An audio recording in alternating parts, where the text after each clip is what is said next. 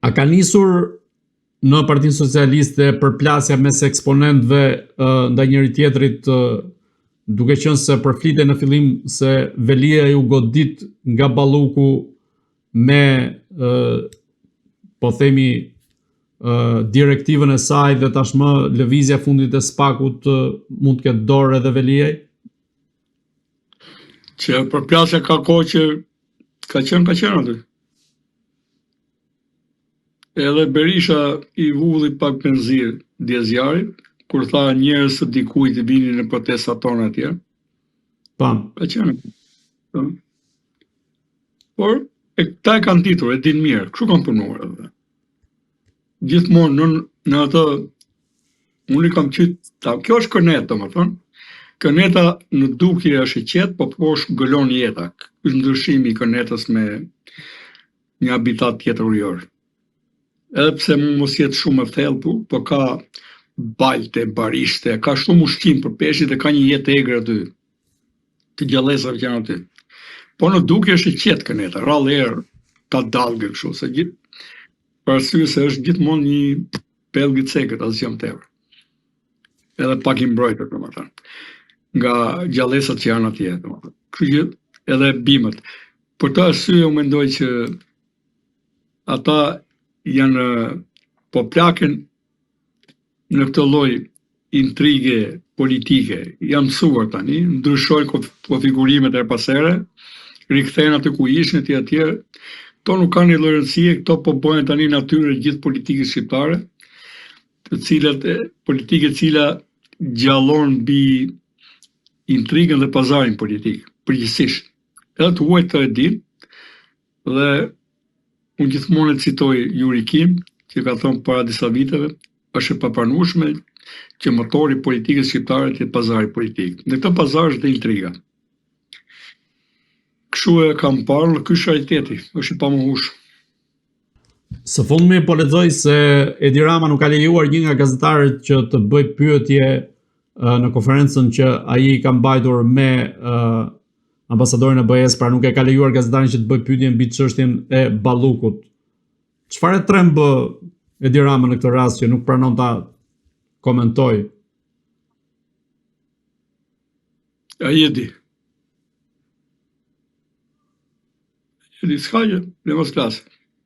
Ku po shkon Edi Rama teksa po i bie një nga një njerëzit e tij dhe në rastin e Ballukut, a mund të justifikohet ai se edhe ajo ka ngrënë kumbulla dhe dart pas shpine?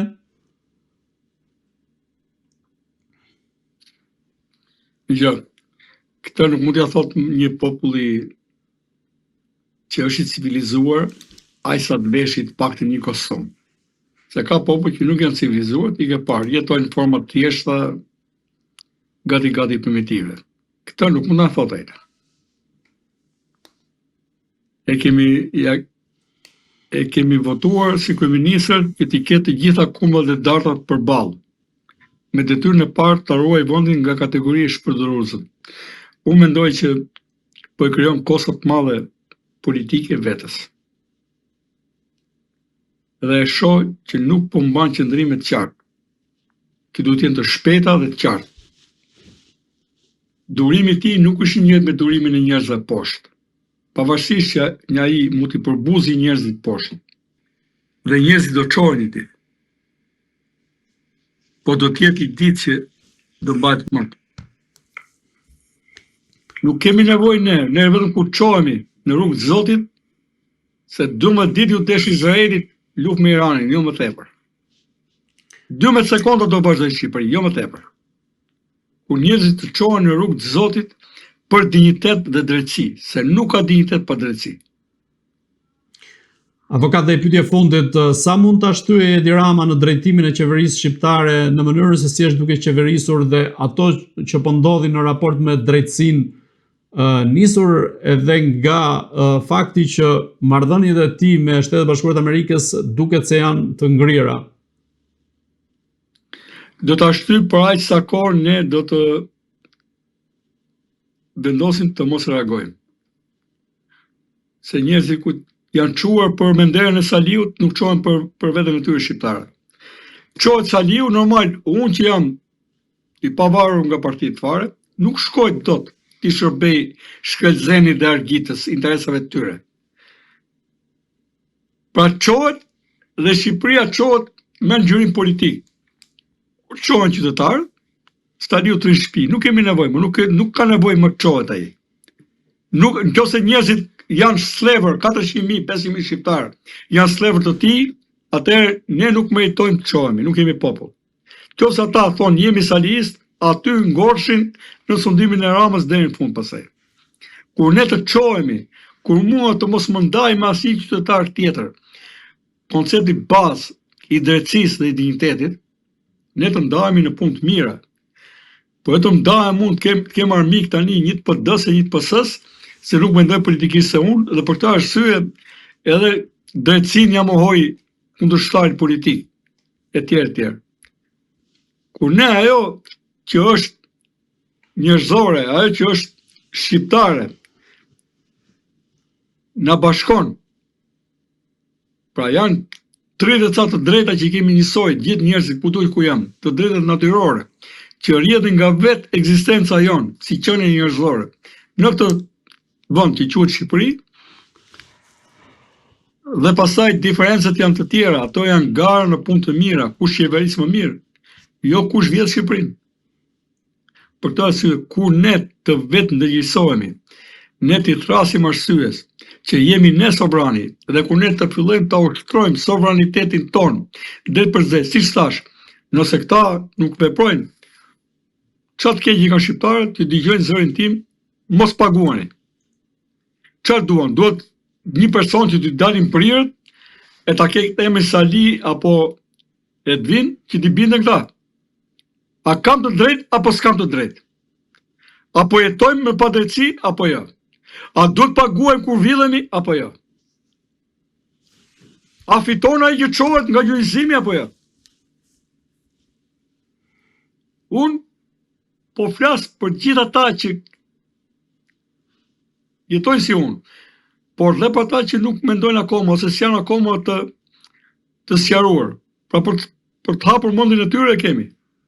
Dhe por nuk ndryshoj, ai socialisti i ndershëm, ai demokrati i ndershëm, ai që është pa parti, po është prapë i ndershëm, por nuk ndryshoj, ta kuptoj që ore, çfarë ndan nga unë? Çfarë ndan nga parimet e drejtësisë? Po pse më këta do na detyrojnë të jetojmë jetën në mizerabilitet dhe pa dinjitet? Ky është ofendim. E themi vetes burrën, ne njerëz pranojmë edhe kur ta thot gruaja që ore bëj këtë se është e drejtë, jo jam burr, nuk ligjoj. Po si ti je burr ti kur të ka zhburruar politika 40 vjet? Po them. Hajde, mos bindi totale civile. Nëse është kështu që shteti është në dorë të krimit, të lipset shteti dhe kemi për detyrë t'i kthejmë shtetin shqiptarëve. Ja them, pas një lloj, edhe pas një lloj ambicie politike, po betohem, pas një lloj ambicie politike. Kështu bërë, jemi prit për çdo bisedë në vijim, ne duhet të flasim derisa të jetë nevojshëm. Edhe të veprojmë pastaj. Unë nuk shoh që ne mund të jemi thjesht komentator. Të paguaj unë se do të vjedhë shtia, shu s'kash. Dhe zinxhir. Hyn tjetri me bizhame gata civilizimit, me bizhame poshtë kostumit hyn në punë, në zyrë, dhe për një vit të blesh prona të lujshme dhe pa lujshme, dhe makina, e të fundit fare, me një rrok që qeka 1 milion lekë sa qeka. Kështu që tu ka marr ferro ratën në këta. Zoti Kara, dikush dori nga burrat e qeverisë dhe gati qeverisë, e t'ja them edhe me emra. Po dhe me gangsterët me emra. Se këtu ka ardhur dita që po na e plasin e durimin tani. Tani imazhi i qeverisë është për tokë. është detyrë e tij. Nëse ai ka dhënë dorë, ka ish dorë nga kjo punë për të marrë edhe me veten e tij, punë e tij, Shqipëria do bëjë edhe pa të, mbas edhe më mirë.